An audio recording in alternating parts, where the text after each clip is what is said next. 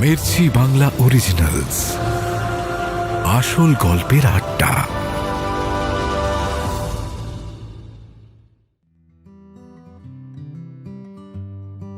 পরদিন ইরা স্কুলে গিয়ে জানতে পারল অতনু আর বর্ণালীর মধ্যে ঝামেলা হয়েছে। ইরা আরও খবর জোগাড় করার চেষ্টা করে। কাবেরী এসে ইরাকে বলে, জানিস ওই অতনু কি বদ ছেলে, বর্ণালীকে রেস্টুরেন্টে সবার সামনে গায়ে পড়া মেয়ে বলেছে। ইরা মনে মনে খুশি হলেও সবার সামনে দুঃখ প্রকাশ করে। অতনু স্কুলে এসে একবার বর্ণালীর সঙ্গে কথা বলতে গেছিল। বর্ণালী কোনো উত্তর না দেওয়ায় আর চেষ্টা করেনি, কিন্তু কারোর সঙ্গে তো কথা বলতে হবে। ওর শেষ ভরসা ইরা। ইরার সঙ্গেই কথা বলতে চায়। ইরা প্রথম দিকে একটু রাগ দেখালেও খানিক বাদেই সব ঠিক হয়ে যায়। ইরার সঙ্গে কথা বলতে পেরে অতনুও হাঁপ ছেড়ে বাঁচে। আস্তে আস্তে পাশে বসাও শুরু করে।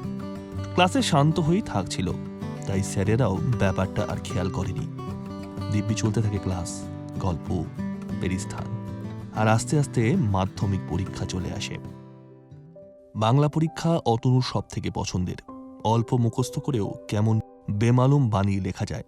সে অবশ্য চাইলে অতনু উপপাদ্য বানিয়ে লিখতে পারে। স্যারেরা তাতে নম্বর দেয় না, সেটা আলাদা কথা। অতনুদের বেলুর গভর্নমেন্ট হাই স্কুলে সিট পড়েছিল। এক বেঞ্চে দুজন করে বসতে পারে, তবে পাশাপাশি একই স্কুলের ছেলেরা বসবে না। অতনুর পাশে শুভ চক্রবর্তী নামে একজন বসেছে। লিলুয়া হাই স্কুলে পড়ে শুভ। অতনু ওকে বাংলা পরীক্ষাতেই প্রথম দেখল, কিন্তু তাতেও শুভর নিস্তার নেই। তাড়াতাড়ি বাংলা পরীক্ষা শেষ করে ফেলল অতনু। তারপর শুভকে নিয়ে পড়ল। অতনু সাহিত্য নিয়ে আলোচনা শুরু করলে সাহিত্যের নতুন অনেক দিক দেখা যায়। খালি চোখে আর সুস্থ মাথায় কেউ সেসব দেখতে পায় না। অতনু ফিস করে কথা বলতে শুরু করল। শুভ আর কি করবে, বাধ্য হয়ে অতনুর কথা শুনছে। আসলে অতনু শুভকে খাতা খুলে দেখাচ্ছে আর গল্প বলছে। অতনু একটানা নিজেই বলতে শুরু করল, ভাই এই তুই রবীন্দ্রনাথের কায়দাগুলো দেখেছিস? এই যেমন 2 বিঘা জমি, এই কবিতাটাই ধর। একটা লাইনে রবীন্দ্রনাথ কি লিখছেন, বুক ভরা মধু বঙ্গের বধূ জল লয়ে যায় ঘরে। এবার ভাব, শুধু এইটুকু লাইন থাকলে লোকে কি ভাববে? একটা রগরগে আর অশ্লীল কবিতা। তাহলে এটা কি ক্লাস 10-এর বইতে থাকবে? থাকবে না। তাই রবীন্দ্রনাথ মাথা খাটিয়ে কি করলেন? প্রশ্ন করে অতনু একবার শুভর দিকে তাকালো। শুভ অতনুর কথায় মন দিচ্ছে না। ও অতনুর খাতা থেকে টুকতেই ব্যস্ত। অতনু এবার অসন্তুষ্ট হল। শুভকে ডেকে বলল, কিরে কিরে তুই শুনছিস না? শুভ সত্যি কথাই বলে দিতে পারত, কিন্তু অতনু যদি রেগে গিয়ে আর না দেখায়, তাই আমতা আমতা করে বলল, হ্যাঁ মানে শুনছি তো, বল না, তুই বল মাথা খাটিয়ে রবীন্দ্রনাথ কি করলেন। এটুকুতেই অতনু খুব খুশি হলো। কেউ না শুনলে ওর তো আর বলে লাভ নেই। অতনু বেশ হাসি হাসি মুখ করে বলল, রবীন্দ্রনাথ তাই মাথা খাটিয়ে পরের লাইন লিখলেন, মা বলিতে প্রাণ করে আনচান, চোখে আসে জল ভরে। এবার দেখ, আর কোনো অশ্লীল ইঙ্গিত রয়েছে? তুই নিজেই বল। উফ, রবীন্দ্রনাথ না একটা মাস্টার মাইন্ড, বলতেই হবে। শুভ ঘাড় নেড়ে সহমত জানালো, কিন্তু মনে মনে ভাবছিল অন্য কথা। এই বেয়াদবের সাথে বসে ওকে বাকি পরীক্ষাগুলো দিতে হবে। এসব ভাবতে ভাবতেই দেখল অতনুর খাতা নেই। যে ম্যাডাম গার্ড দিচ্ছিল এসে অতনুর খাতা কেড়ে নিয়েছে। অতনু প্রথমে একটু আপত্তি করল, কেন ম্যাডাম আমার খাতা কেড়ে নিলেন কেন? ম্যাডাম গম্ভীরভাবে বলল, তুমি ওর থেকে জিজ্ঞেস করছিলে কেন? অতনু ম্যাডামের চোখের দিকে তাকিয়ে উত্তর দিল, না ম্যাডাম, আমি কিছু জিজ্ঞেস করিনি, আমি তো ওর সঙ্গে গল্প করছিলাম। এতে ম্যাডাম আরো রেগে গেল। চোখগুলো গোল গোল করে বলল, ছ্যাবলামো করছো? মাধ্যমিক পরীক্ষার হলটা কি চায়ের দোকান? হ্যাঁ, তুমি গল্পই বা করছিলে কেন? দেখবে দেখবে তোমার খাতা ক্যান্সেল করে দেবো। অতনু কোনো উত্তর দিল না, চুপ করেই থাকলো। খাতা ক্যান্সেল করা মোটেই দেখার মতো জিনিস নয়। অতনু তাই চুপ করে বেঞ্চে বসে পড়ল। হ্যালো, কে বলছেন? ইরা অতনুর নাম্বার সেভ করে রাখেনি। ওর তো এই নাম্বার মুখস্থ, তাই সৌমিত্রবাবু বুঝতে পারেনি কে ফোন করেছে। কিন্তু অতনু তো বুঝতে পেরেছে কে ফোন ধরেছে ওদিক থেকে। কি আর বলবে, ইংলিশে যেসব কথা বলে তার কোনোটাই মুখস্থ নেই। একটাই আপাতত মনে পড়ছিল। অতনু সেটাই গড়গড় করে পড়ল, A through train will be passed on platform number 3. Please keep safe distance. সৌমিত্রবাবু তো চমকে গেছিল প্রথমে। ফোন করে কে আবার থ্রু ট্রেন অ্যানাউন্স করছে। তারপরেই বুঝে গেল এমন বেয়াদপি কে করতে পারে।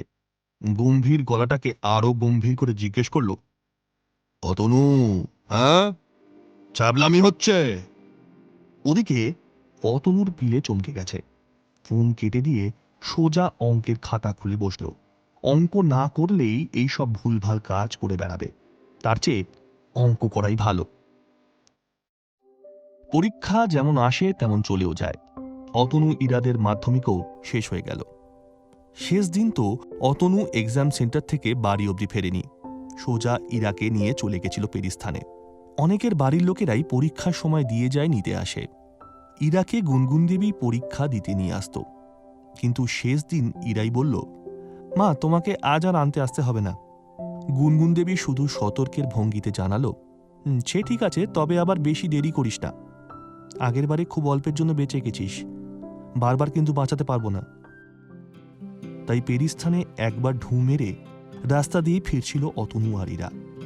বাড়ি ফেরা রাস্তাকে চাইলেই লম্বা করে নেওয়া যায়, অলিগুলি দিয়ে ঘুরে ঘুরে ফিরছিল ওরা। পরীক্ষা নিয়ে খুব সামান্যই কথা হলো। ইরা অতনুকে জিজ্ঞেস করলো, এই তুই সায়েন্স নিবি তো? আমাকে বাবা সায়েন্স নিতে বলছে। অতনু মাথা চুলকে উত্তর দিল, না ভাই, ওই ফিজিক্স কেমিস্ট্রি আমার দ্বারা হবে না, তবে অঙ্ক নেব। ওই বাংলা ইংলিশ আর অঙ্ক ক্লাসে দেখা হবে আমাদের। আর 11-12 কদিনই বা স্কুলে আসতে হয়।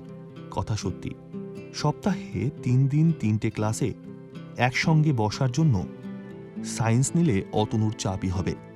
এমনিও পড়াশোনায় যা মতিগতি। ইরার প্রথমে অল্প মন খারাপ হয়েছিল, কিন্তু 3টে ক্লাস একসঙ্গে করতে পারবে শুনে মন খারাপ উড়ে গেল। আর মাধ্যমিক পরীক্ষার শেষ দিনে মন খারাপ করা বোকামি। এখন সামনে প্রায় 3 মাসের ছুটি, যেদিকে চোখ যাচ্ছে সেদিকেই ছুটির আমেজ।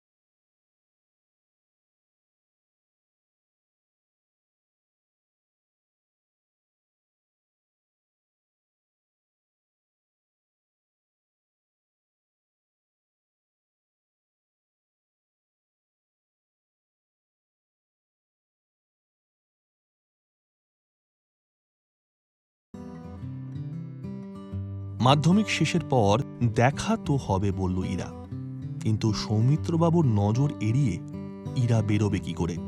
তাই এই ছুটিতে অতনুর প্ল্যান বি ছিল ক্রিকেট আর SMS কার্ড। মাধ্যমিকের আগে অনেক আত্মীয়ই অতনুর হাতে কিছু টাকা গুঁজে দিয়েছিল, পেন কেনার জন্য নাকি এইসব টাকা পয়সা। কিন্তু এত টাকার পেন দিয়ে তো মেঘবালিকার জন্য পুরো এক পৃথিবী লেখা হয়ে যাবে। মাধ্যমিক তো 2-3টে পেনেই পার করে দিল অতনু, বাকি টাকা তখনও পকেটে। এইসব টাকা পয়সার হিসেবও অতনুর মা মানে অঞ্জলি দেবীর কাছে ছিল না। অতনু দরকার মতো SMS কার্ড কিনে নিচ্ছিল। এর মধ্যে অতনুর একটা টিউশনিও জুটে গেল। পাশের পাড়ার একজন 6-এর বাচ্চা পড়াতে হবে, বাংলা, ইতিহাস আর ভূগোল। সপ্তাহে 3 দিন পড়ালে মাসে 500 টাকা দেবে। এ একেবারে অতনুর হাতে চাঁদ পাওয়া। না, এখনো হাতে চাঁদ পায়নি, তবে চাঁদ পাওয়ার বন্দোবস্ত হয়ে গেছে।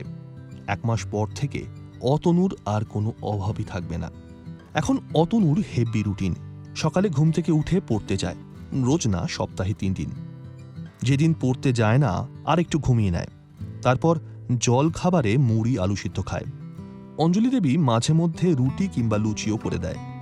খেয়ে দিয়ে ষষ্ঠীতলা মাঠে দৌড়ায় সাইকেল নিয়ে। সেখানে প্রায় দুপুর অবধি ক্রিকেট খেলে সবার সাথে। যাদের মাধ্যমিক শেষ হয়ে গেছে তারাই মেনলি ওখানে খেলতে আসে। রোজই একটা না একটা ঝামেলা লেগে থাকে। কোনোদিন স্পষ্ট রান আউট অস্বীকার করে আম্পায়ার, কোনোদিন রানে অতিরিক্ত জল মিশে যায়, বাউন্ডারির কাছে ড্রপ পরে 4 হয়ে যাওয়াকে 6 বলে দাবি করে লোকজন। একে অন্যকে বাপ মা তুলে গালাগাল দেয়। মাঝে মধ্যে অল্প ধাক্কাধাক্কিও হয়। মোটের ওপর ভীষণই হ্যাপেনিং লাইফ। সেখান থেকে ফিরে এসে ভাত খায় অতনু। অতনুর বাবা একটা ছাপা কারখানায় কাজ করে। দুপুরে বাড়িতেই খেতে আসে। খুব একটা রোজগার করে না। কষ্টে সৃষ্টেই চলে অতনুদের। বাড়তি ধান্দার খোঁজেও ঘোরে অতনুর বাবা। গালগুলো চুপসে গেছে, রোগা রোগা চেহারা। ব্যর্থতা যেন অতনুর বাবাকে আরো বুড়ো করে দিয়েছে। খেয়ে দিয়ে অতনুর বাবা আবার কাজে ফিরে যায়।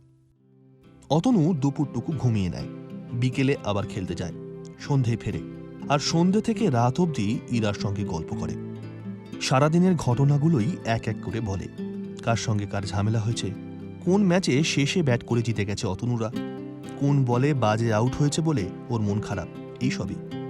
একদিন ইরা লিখল, তোর সঙ্গে কতদিন দেখা হয়নি। অতনু অনেকক্ষণ চুপ করে থাকে। ওরও দেখা করতে ইচ্ছা করছে। অতনু জিজ্ঞেস করল, বাবা বাড়িতে? ইরা উত্তর দেয়, না রে, আজ তো বাবার ফিরতে দেরি হবে।